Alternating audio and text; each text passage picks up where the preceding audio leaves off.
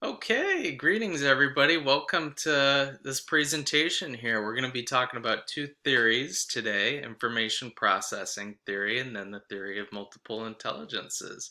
Luckily, we just so happens we found this magazine. It's talking about both the theories. We has some great articles in it, so why not do a presentation on it and we'll cover all of them. We'll learn some more. This will be a lot of fun. By the way, this magazine uh, kind of a cool front page there.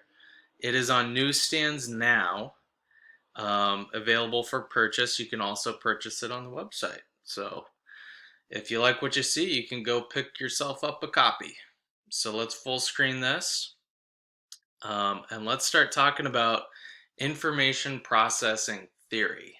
So the best way to think about information processing theory, um, from what I got from the article, is that it's kind of like the computer like mind.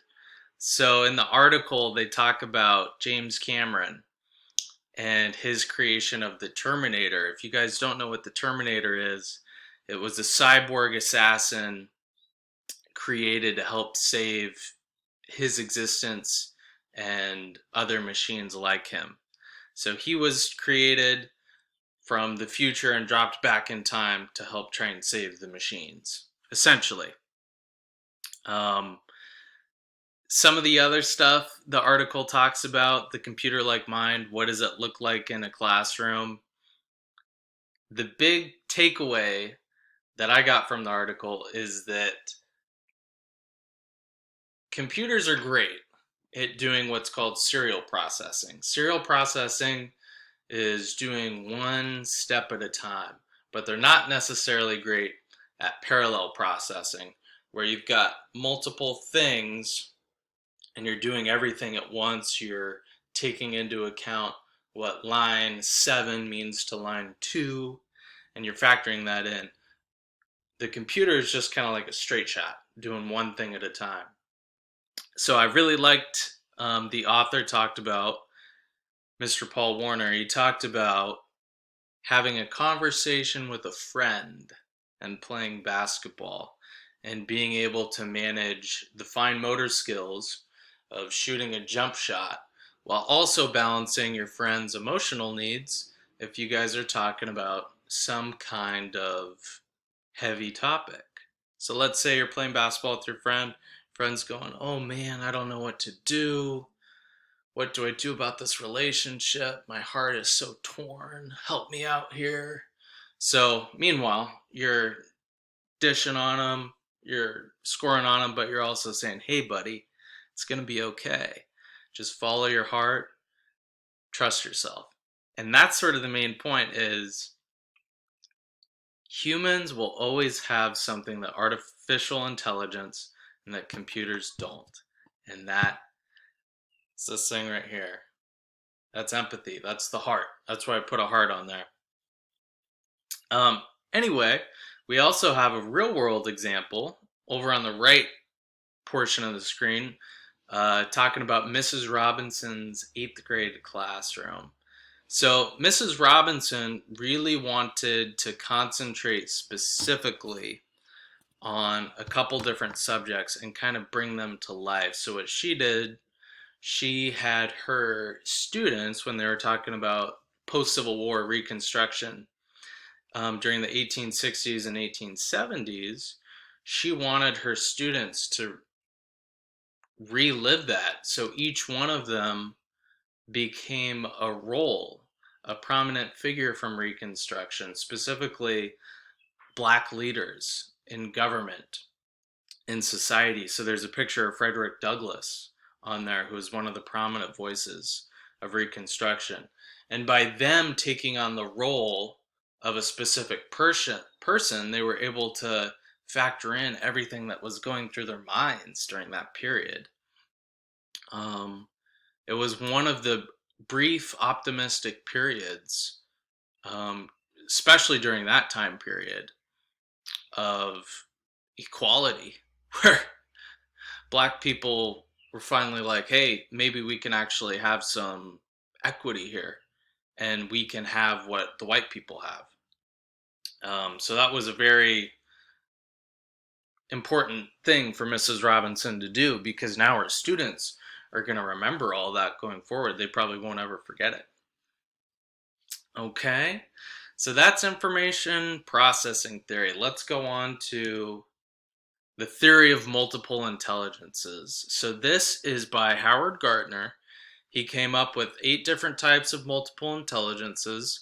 This article is kind of cool because it has kind of like um, a real world example, Mr. Atkins' classroom, and then it kind of briefly describes everything and breaks it down into digestible form so everybody can understand it. So the theory of multiple intelligences, you've got 8 of them, and the whole idea behind this entire thing is each student brings something different to the table, and the teacher has to identify what that student's strengths are. That way they can tap into their brilliance. So it does no good if I've got a student who works really well with a hammer, but I'm trying to force feed them stuff with a screwdriver. They don't learn that way, they don't speak that language. So I got to give them stuff, I got to give them a nail they can use their hammer with and bang it into a piece of wood. Conversely, if I've got a student who does well with the screwdriver or a wrench, I can't give them the nail because they work better with a different tool.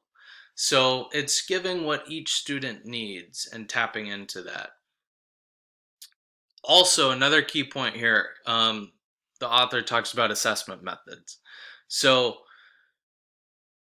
recognizing that many of the older assessment tools, specifically multiple choice tests, don't necessarily tap into other intelligences. Gardner calls that the linguistic, the lawyer-like mind that people do well on those antiquated assessment methods. The linguistic mind does well there.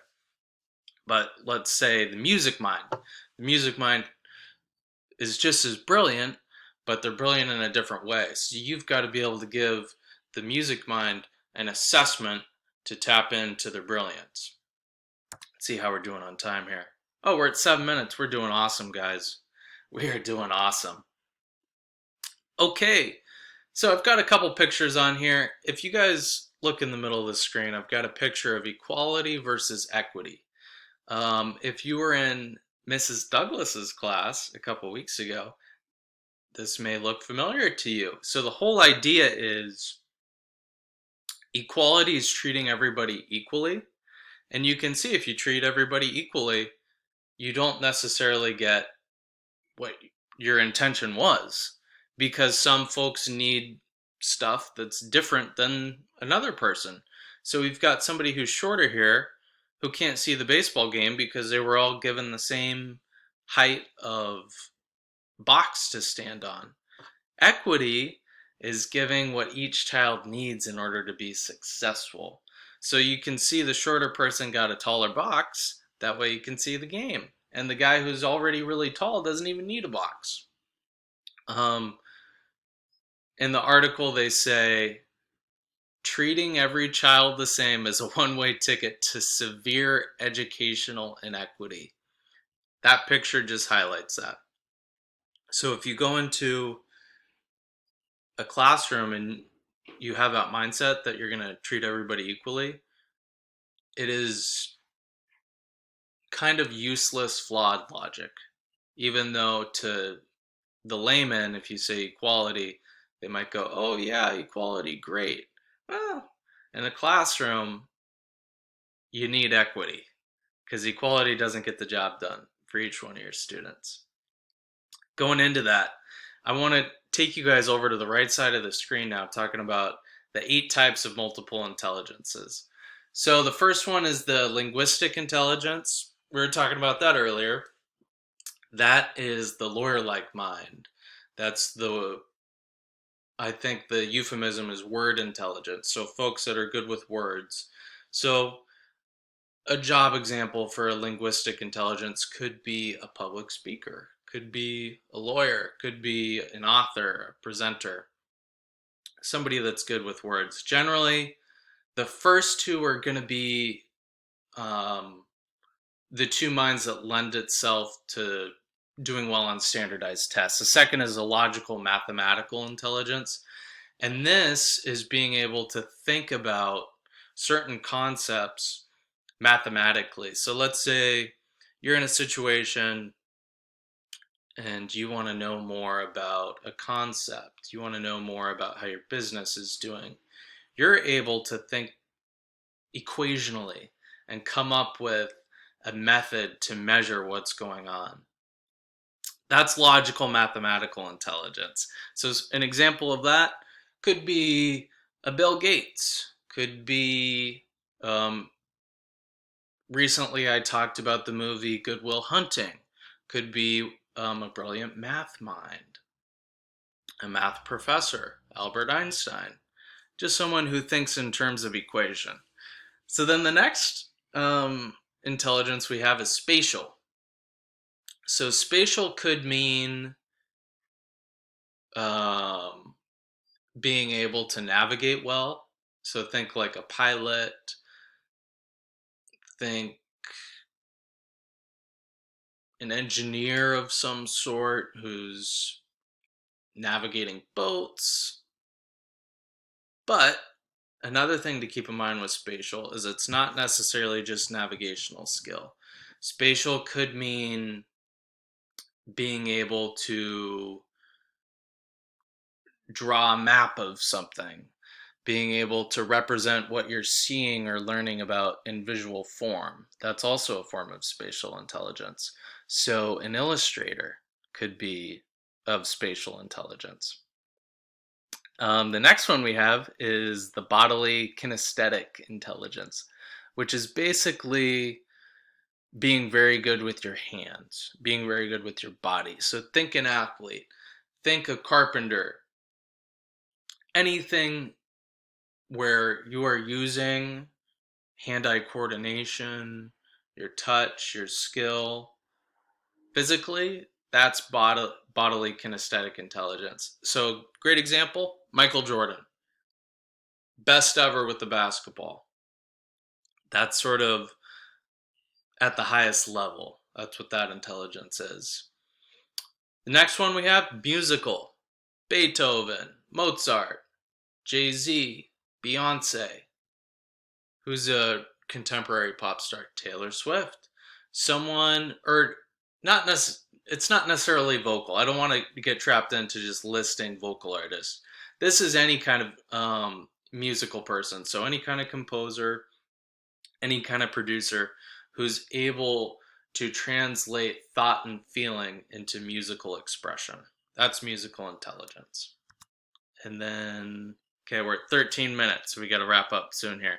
So the last three I have, interpersonal. Interpersonal is people skill. So that's being able to recognize thoughts and feelings within groups of people, people around you, and being able to communicate well with them. People intelligence. That's the best way to think about interpersonal. Intrapersonal is within. So that's intelligence within yourself, being able to look within yourself and say, hey, these are things I'm not good at. I recognize that so and so, Rebecca is really good at this. This is something I'm not good at. Rebecca's really good at it. I'm going to try and do what Rebecca does in order to get better. And the naturalist intelligence, the final intelligence, is the intelligence of nature. So being one with nature, being able to recognize certain things within the environment and what that evokes and what that means. That's the last intelligence. And then the last example I'm going to give you guys is Mr. Atkins. Mr. Atkins' classroom, he took Gardner's philosophy to mind because he stopped focusing on a million subjects and only getting that deep into them to where you have so many subjects in a line, but you didn't get into them at all, so you don't remember any of those subjects. So what he did, he focused on a couple subjects and he went way deep into them. So like an iceberg, he went way below the surface